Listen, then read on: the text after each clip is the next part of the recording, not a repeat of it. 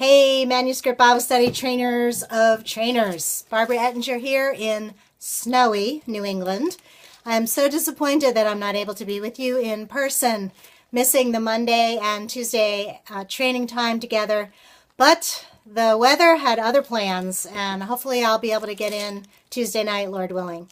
Lindsay asked me to put together just a few-minute greeting for you to let you know how I came up with the idea of the Discovery and Clarity Lego exercise. It actually started when we were together in January of last year in Chicago, and Lindsay was rolling out the 7 marks of a vibrant manuscript study. And we all kind of worked a little bit together in the room trying to understand what was meant by discovery and what was meant by clarity. When I got home, I was relaying some of this to my husband and found that I also was having trouble defining for him what we meant by discovery and what we meant by clarity.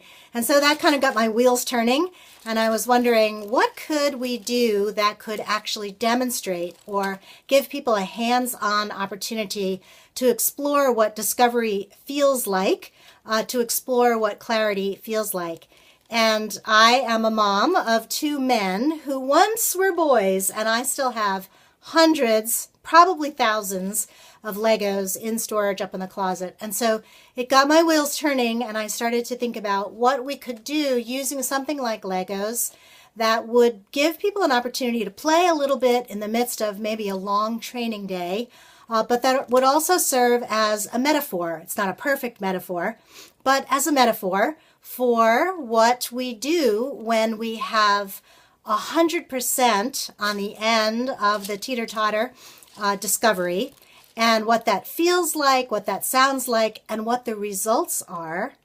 And then what the same for clarity, what it feels like, what it sounds like, what it's like in a team when it's 100% clarity and there are no options. And so that gave rise to the idea of doing discovery with Legos, which would be build whatever you want and then have people share what they built. And it becomes very quickly obvious that it has nothing to do with the designer's original intent. And then likewise for clarity, to build only what the original intent was. There's no sense of discovery at all. All you need to do is find what the designer wants you to find and kind of force you toward that outcome. And so it's not a perfect metaphor because, of course, in Manuscript Bible Study, we want both discovery and clarity.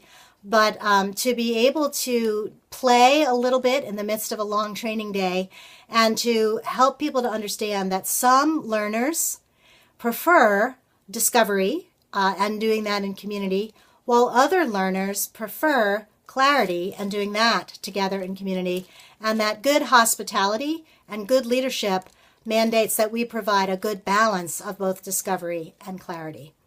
Also, it helps the learners to understand what we mean by the idea of full discovery or 100% discovery, and it helps them understand what we mean by the idea of 100% clarity. So I've done this exercise probably 4 times now in rooms ranging from 15 people to 115 people. And in every case, I think it's proven to be a great learning tool, a great hands-on experience for learners to participate in together, and also makes the point that what we want is not one or the other, but both, a good balance. So I hope that gives you an idea of how this idea came up.